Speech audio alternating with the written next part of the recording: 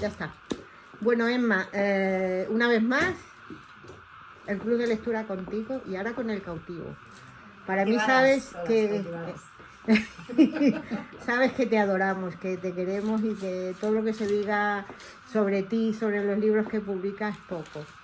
En este caso con el cautivo, y a mí claro, que seguro que es una pregunta que te han hecho todos, es una pregunta más. En este caso antes ha sido el libro, digo, antes es la película que el libro. Exacto. O sea que yo, por ejemplo, antes he leído el libro y luego veré la película. A mí me ha gustado mucho porque desconocía esa faceta o ese episodio de la vida de Cervantes, pero a mí hay una cosa que me ha gustado mucho, que son las conversaciones que tenía, las historias. Me ha recordado las 1001 noches. Es que me las ha recordado, digo, no me lo puedo creer. Claro, es un puntito Xerezade.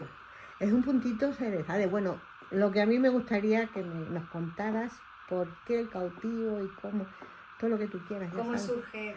Claro, claro. Pues efectivamente, como tú bien has dicho, primero fue una película.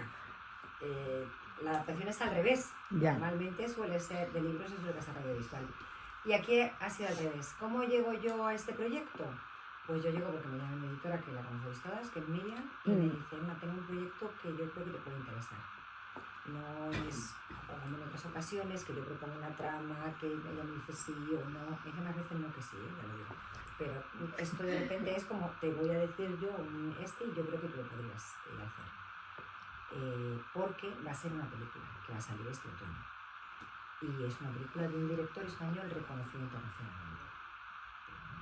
Y sobre que, pues la película es como una biografía de un episodio desconocido de un personaje español muy conocido internacionalmente. ¿Quién es ese personaje? Ese no te lo puedo decir. No sé, ¿y quién es el director? Que tampoco te lo puedo decir.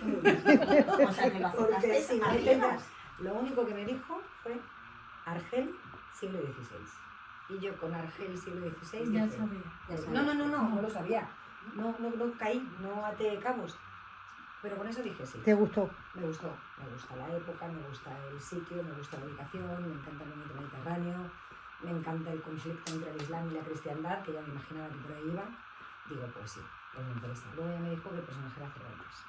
Y dije, ahí ya me enamora. ostras, me dio un vértigo. Y luego ella me dijo que el director era Amenábar. Entonces ya me muero. ¿Puedo echar para atrás? Y no, ya me he comprometido. Así que así nació, como diría en la película Antonio de Sosa, uno de sus protagonistas, así nació el cautivo. Así nació mi cautivo, o mi participación en el cautivo. Claro, ¿cómo se hace esto? ¿No? ¿Cómo engranas un proyecto de esta categoría? La película estaba rodada y estaban montándola y... Imagino que te leerías el guión, ¿no? Primero vi la peli, antes de leerme el guión, efectivamente. Entonces me avisó Miriam y me dijo, oye, tengo la oportunidad de ir a hacer una visualización privada de la película y tal cual. Vale, fenomenal. Y ahí nos fuimos como reinas, nosotras y Camilo, que es la asistente editorial de Miriam. Nos fuimos las tres a un silloncito, una sala privada, unos cafés, unas pastas y un señor proyectando la película, detrás de nosotros, aquí puesto la película, en pantalla gigante, todo ancho de más ancho esto. Y las tres ahí remangadas. Nos tiramos 2 horas suspirando, riéndonos, con la lagrimita, cogiéndonos de la mano, haciendo así. Y cuando acabó la peli, las tres era como, y nos abrieron la puerta, era como, ¿pero por qué? Era como Cervantes volviendo a la libertad, ¿no? Nosotros volvíamos a la calle, pero era como, no sé, yo en realidad no quería salir de aquí. Yo quería quedarme más tiempo viendo esto. Y recuerdo que cuando salimos, yo le dije a Miriam, me preguntó, ¿quieres hacerla? O sea, todavía estamos a tiempo. ¿Quieres hacerlo? Y le dije sí. Y me faltó preguntarle cuánto tengo que pagar. Porque la película me encantó. Y dije sí, quiero hacerlo, pero esto va a traer cola. O polémica. Bueno. Claro. No. Y me dijo, no va a traer polémica esto, si estamos en el siglo XXI. Ya. Sí, mi hijo el otro día, que me estaba viendo leer el libro y tal, dice, ¿sabes que en esta película se ha cuestionado mucho la homosexualidad de Cervantes? Entonces, ¿qué hay de verdad en eso? ¿No? Pues a ver, yo os voy a contar en lo que se basa la trama, que es en lo que me baso yo. Porque claro, yo aquí cojo una trama que no es mía, es una Ya. novela de Jaime Navarra y Alejandro Hernández. ¿Y yo puedo hacer cambios? Sí, sí puedo hacer cambios, pero yo no puedo desvirtuar Claro. la trama. Luego os digo un poco cosas que yo he metido. ¿No habéis visto la película ninguna? No, yo no. Vale. No, Pero bueno, sí que os contaré alguna es hasta lo donde pueda siguiente. para no chafaros. ¿Tú sí la has visto? No, que es lo siguiente, después Ah, del... claro, Primero claro, siempre el claro. libro. Aunque aquí sea al revés, ¿no? Pues claro, yo no puedo desvirtuar la trama. Entonces, ¿en qué se basa Amenábar? Amenábar se basa en un rum rum que ya existía en los años 80 sobre por qué Miguel de Cervantes había sobrevivido 5 años al cautiverio en las cárceles de Argel sin ser castigado, sin ser ejecutado, pese a los intentos de fuga que realizó, que no sé si fueron 4 o 5 que estaban penados. Tras haber pasado por una falsa ejecución. o sea, que lo de la falsa ejecución también. Eso es cierto, Uf. eso es cierto. Y lo de las fugas en las que no le pasaba nada, Ya, ya. aunque de repente otros morían y él no. También es cierto que se autoinculpaba de las fugas y decía, he sido yo. Y no le pasa nada. Entonces, los cervantistas o un grupo determinado en los años 80 empezaron a sacar este tema a la palestra. Hay un escritor que se llama Fernando Raval, escribió un libro que se llama Un esclavo llamado Cervantes, en el que directamente decía, este señor no se le cargaron porque se cepillaba la gel. Vamos, como si lo hubiera estado allí, ¿no? Entonces él fue el primero que más o menos dijo esto. Y él también se basaba en las fuentes, que es en las mismas en las que se ha basado luego Amenábar, en las mismas en las que se ha basado el asesor de Amenábar, que lo tenía un asesor que es José Manuel Lucía Mejías, que es un cervantista, fue presidente de la Asociación Cervantista de España, es profesor de la Complutense, o sea, es un tipo muy reconocido. Y por supuesto en las que yo, ya la última del escalafón, me he basado también. Cuando Miguel de Cervantes es liberado en 1580, él llega a España y presenta un informe de cómo ha sido su vida allí y demás y tal. Y lo que cuenta es todo el rato lo buen cristiano que ha sido. Y cómo ha cumplido él todos los preceptos del cristianismo hasta el último. Bueno, todo el Cusario, una petita. Entonces eso es lo primero que cuenta. Lo segundo que sabemos es que Antonio de Sosa, Sí. que es un personaje real, que es este fraile que estaba encerrado junto a él, que ya estaba allí por Villegas, que se va muchos años después, con posterioridad presenta otro informe en el que cuenta lo buen cristiano que ha sido siempre Miguel de Cervantes y lo generoso que ha sido y cómo se ha comportado con sus compañeros y que él era el primero en autoinculparse y tal y cual. Y la tercera fuente es, ese escrito también se conserva, o sea, se conserva tal cual. De hecho, la mayoría de cosas que se sabe de las cárceles de Argel y de cómo era el cautiverio de los españoles en aquel momento proviene del documento que hizo Antonio de Sosa, que durante mucho tiempo se pensó que era de otro personaje, que era Diego de Aedo. Luego se ha descubierto que está Antonio de Sosa, el que hace todo esto como una geografía y una cronología de Argel. O sea, que ese momento de Antonio de Sosa dibujando mapas de la costa de Argelia tiene su base completamente verídica, ¿no? Y del conocimiento del ¿Y lugar. el informe de Cervantes se conserva algo? Sí. El informe de Cervantes se conserva Y el de Sosa también. y el de Sosa también. Del que solamente hay algunas menciones y nos ha llegado por testimonios de otros es el informe que también con posterioridad, porque es liberado después, hace Blanco de Paz.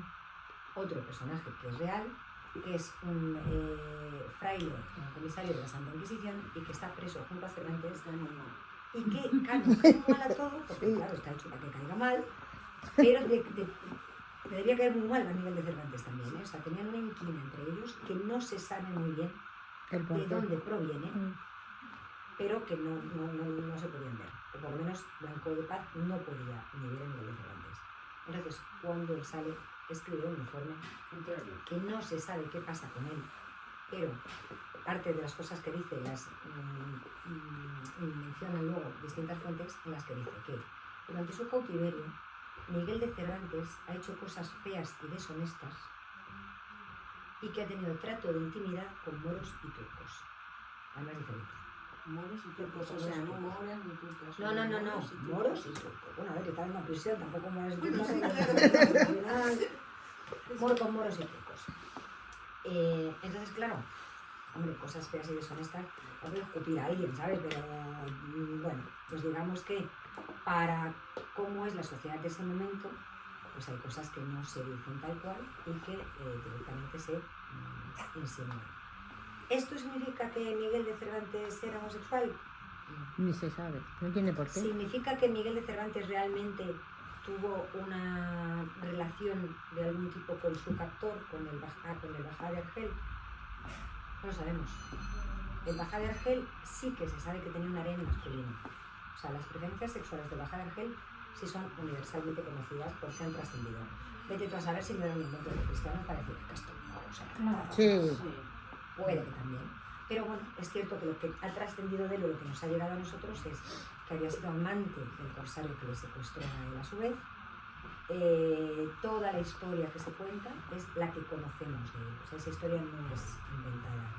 A él le secuestran siendo niño, él se convierte al Islam, él se hace amante del corsario que le ha secuestrado, Ulush Ali, que para los españoles era el Ochalí, y él con posterioridad es como si heredara el señorío de Argel y Trípoli. Y es cierto que además era una persona muy poco predecible, como muy caprichoso, ¿no? Hasta tal punto de que el sultán en un momento determinado le llama a consultas, como ahora los embajadores, ¿no? De decir, ¿qué está pasando? Yo estoy en Constantinopla, pero me estoy enterando de que por ahí por Argel la gente se está quejando de ti. O sea, que era un personaje como poco predecible, ¿no? Que es cierto que Miguel de Cervantes tuvo un rescate carísimo para la época y tuvo un trato de favor, porque pese a sus intentos de fuga, nunca fue represaliado. Con todo esto, Por suerte para nosotros, ¿no? Por suerte para nosotros, claro. A ver, esta es la gran pregunta. Y si fue homosexual, lo primero, pues tampoco hubiera importado, y lo segundo, no lo hubiéramos sabido nunca, porque nunca había escrito el Quijote, porque la sodomía era un delito que se pagaba con la muerte. Entonces, si realmente lo hubiera sido y en su época se hubiera sabido, no hubiera sobrevivido, hubiera sido ejecutado. Entonces es algo que no podemos saber. Digamos que es lo que recrea Amenábar, utiliza esta ficción para contar esta historia en la que, como una Xerezade, Cervantes salva la vida vez tras vez, ¿no? La Xerezade que cada día, cada noche cuenta una historia para que la mañana siguiente no la decapite, ¿no? Entonces, pues es Amenábar juega con esta idea de este Cervantes que día tras día cuenta una historia y la larga de alguna manera para sobrevivir. ¿Cervantes le contaba historias al Bajá de Argel? Tampoco lo sabemos. ¿Se las contaba a sus compañeros? Tampoco lo sabemos.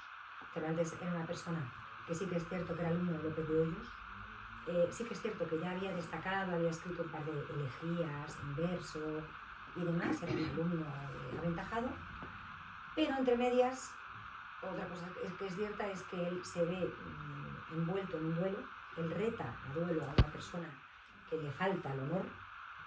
¿Por qué se ha dicho que pudo ser esto? Por sodomía. ¿Eso se sabe? No se sabe. ¿Está demostrado? No. Es todo especulación. Claro. La cédula que llevaba del rey, que era el principal, ese sí. Eso también es cierto. Eso también es cierto. Es cierto que él trata de hacer valer el que es un personaje principal. Y que por eso le llevan a los esclavos principales, o sea, no los esclavos, los cautivos principales, que son los que están al lado del Palacio de Bajá. El resto se venden en los mercados y viven en otras condiciones. Hay muchísimos prisioneros cristianos como Cervantes, de verdad. Es liberado, escribe una carta a la corona, como el que escribe una carta al director de un periódico diciendo que como su majestad no se da cuenta de que hay 20.000 cristianos presos. 20.000, estamos hablando de las ciudades como eran tan grandes y tal, 20.000 cristianos presos en la ciudad. Y yo me agolpo un poco en la novela también de que él se lamenta de esa situación, y eso sale de este documento en el que él de alguna manera se escandaliza de que no se haga más por liberar a gente que a lo mejor no tiene posibilidades de salir, porque en tanto las familias no tienen dinero para pagar el rescate, ese rescate es un poco costoso, están condenados a morir en prisión, ¿no? Otra cosa, que esto no sale en la película, pero yo sí lo he metido en el libro, es que a Miguel de Cervantes le capturan junto con su hermano Rodrigo. Los dos están volviendo en ese barco y a los dos les capturan. Y es cierto que a Rodrigo le liberan y a Miguel no. Chico, yo no sé, si eres personaje principal, pues ya también. Pues bueno, ¿no? O algo, no sé. ¿Por qué a uno le liberan y al otro no? Y lo que también es cierto es que eso tampoco sale en la película. O sea, en la película sale el primer plan de fuga y demás, pero es como que no se sabe quién lo va a realizar. Pero yo me documenté y puse lo que sucedió en realidad. Y es que Cervantes le pide a su hermano cuando le liberan que se vaya a Mallorca cuando le liberen, que compre un barco, que lo equipe con tripulación, que navegue hasta Argel, que ya mientras tanto ellos habrán saltado los muros de la prisión y se habrán escondido en algún sitio y que les rescaten. Claro, esto sin WhatsApp y sin nada. O sea, Claro, en algún momento nos encontraremos. Como si fuese un sueño. Ni GPS. No, yo no, lo no. hago como si fuese un sueño, que es una de las cosas que también hace la película, que juega con la ficción y con la realidad, es el momento en el que ellos ven el barco y dicen, ya vienen a por nosotros, hay que ir a por Zoraida. Esa parte sí es ficción, el barco nunca aparece. El barco aparece pero le apresan. Pues, o sea, en la vida real, en la realidad y en la historia real de la novela, el barco aparece, pero le apresan. De hecho, luego dicen, a tu hermano no pudo conseguir una tripulación, no sé cuánto, o sea, el plan estaba en marcha. Y es verdad que Rodrigo de Cervantes llega a las costas de Argel, pero apresan el barco antes y se tienen que largar y demás y tal, y no puede llegar a rescatarlos. Lo que sí, tanto en la película como en la novela se hace que sea un sueño, es que cuando ven el barco tan cerca, vayan en busca de Zoraida, ¿no? Esta parte sí que es una ficción. ¿Y por qué es una ficción? Es una ficción dentro de la ficción, que no la habremos visto. Exacto, es el cuento del cautivo. A mí me gusta pensar que todo esto es, aquí estoy tan pequeñito donde lo veis, esto es metaliteratura pura. O sea, hay un cuento que se llama El cautivo, que está metido dentro de una obra que se llama Don Quijote de la Mancha. Amenábar coge ese cuento del cautivo y ese personaje que terminaría escribiendo el Quijote y lo mete dentro de una narración que él crea, que es la película del cautivo. Y yo cojo ese guión de la película del cautivo, le pongo otro principio, le pongo otro final, le hago no sé qué, le meto otro personaje, le hago papá y hago un libro. Al final son piezas y piezas y piezas. Hay muchos guiños en la película y hay muchos guiños en la novela a obras posteriores. Yo te iba a hablar de los baños de Argel, que también. Exacto, Los baños de Argel es una obra de Miguel de Cervantes, El trato de Argel es una obra de Miguel de Cervantes. Cuando Miguel de Cervantes dice, pues voy a escribir una cosa y titularlo Los baños de Argel, claro. Tú como lector dices ¿cómo lo hizo? Es que lo hizo, claro. Entonces, claro, juegas desde el pasado y el conocimiento que tienes de lo que sucedió con ese Miguel de Cervantes, que es un tío joven que todavía no ha escrito nada. Él tiene 28 años, ¿no? 28 años cuando la apresan y 32 cuando la liberan. Y todavía, y el Quijote es su obra más madura, es la obra que más tarde. Mientras tanto, cuando él vuelve de Argel, él se dedica a escribir todo sobre Argel. La Gran Sultana, El trato de Argel, el no sé cuántos, todas sus obras, incluso en el Quijote hay moriscos, hay el cuento del cautivo, hay el que lleva el cuento, o sea, de alguna manera, ese periodo, esos 5 años que él pasa en Argel, le marcan, claro. le marcan mucho en personajes que conoce, en historias, en 15.000. Nunca sabremos lo que eso le ha llegado a inspirar y ha llegado a formar a la persona que luego fue, ¿no? Y al autor que luego fue. Amenábar juega con esa idea de que toda esa faceta de cuentacuentos, por así decirlo, se gesta en Argel, cuando lo único que tienes es tiempo y ganas de sobrevivir y te aburres soberanamente y dices, pues voy a entrar en esto. Y luego de repente hay alguien que dice, me gustan tus historias, me gustan tus historias. Incluso sacan de un molín. Exacto. Hay los dos frailes, que es uno espigado y alto en un rocín y el otro regordete y bajito en un asno. ¿Cuánto hay de realidad y cuánto de ficción en esa novela? ¿De realidad real o de de coincidencia con la... Bueno, algo que se sepa, que sea veraz y que Pues que estuvo allí prisionero 5 años, que coincidió con Antonio de Sosa, Y ya está. que coincidió con Blanco de Paz, que los frailes mercedarios eran los que rescataban a la gente. La figura del más alto de ellos, de Juan Gil, es también una figura verídica. y es una de las personas que testificó en la información de Argel que le escribe luego, ¿no? Como la persona que le ha rescatado, y el Bajá de Argel, que era el señor de Trípoli, que era un personaje muy déspota, muy caprichoso, que igual de repente era su amigo favorito del alma, que al día siguiente también la va a matar sin ninguna necesidad, solamente para que hubiera una sensación de terror, ¿no? Como para que nadie se atreviera a tal. Que Cervantes intenta fugarse varias veces. Aquí se cuentan solo 2, pero intentó fugarse, no sé si 4 o 5. Que le hicieron una ejecución fallida, no fallida de que la ejecución fallara, Ya, sino ya. de que fingieron ejecutarle, Sí, lo que cuentas en... exacto, como para escarmentarle, de alguna manera, ¿no? Entonces, toda esa parte es real. El resto de los compañeros, Beltrán, Castañeda, tal, son ficticios. Los guardias de Bajá son personajes ficticios. Y hay un personaje, Rodrigo de Cervantes, es un personaje real, lo que os he dicho, ¿no? Su hermano. Aunque en la película, no sabes, si veis la película veréis que... Eso es de tu cosecha. Eso lo meto yo. Y luego hay un personaje... Pero nos acordaremos cuando veamos la No, película. no, no es la película. Claro, si le hablaba yo a mi hija, cuando la he visto, le he dicho, sí, estoy con el hermano, del hermano, tal. ¿Qué hermano? Y ella se ha callado y no me ha dicho nada. Claro, habrá dicho mi madre, Claro, yo por ejemplo una cosa, bueno, primero no me parecía bien prescindir del hermano, puesto que además era real.